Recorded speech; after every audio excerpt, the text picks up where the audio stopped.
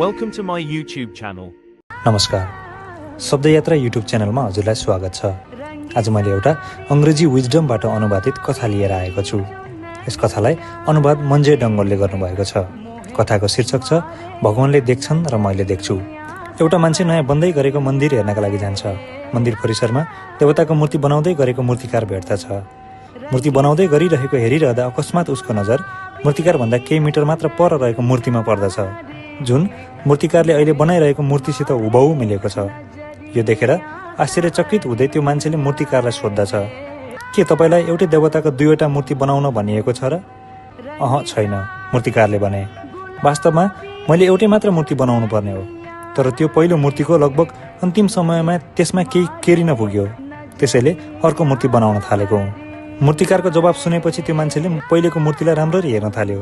धेरै बेरसम्म हेरेपछि पनि उसले मुक्त मूर्तिमा बिग्रिएको नदेखेपछि मूर्तिकारलाई सोधे, होइन यहाँ त कहीँ पनि कोरिएको देखिँदैन नि, मूर्तिको नाकतिर केही कोरिएको छ।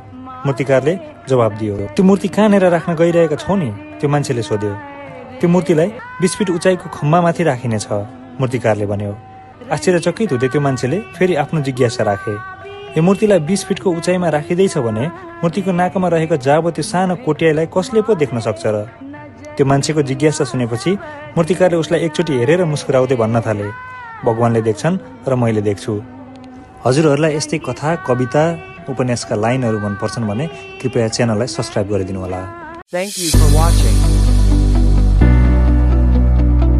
Don't forget to subscribe.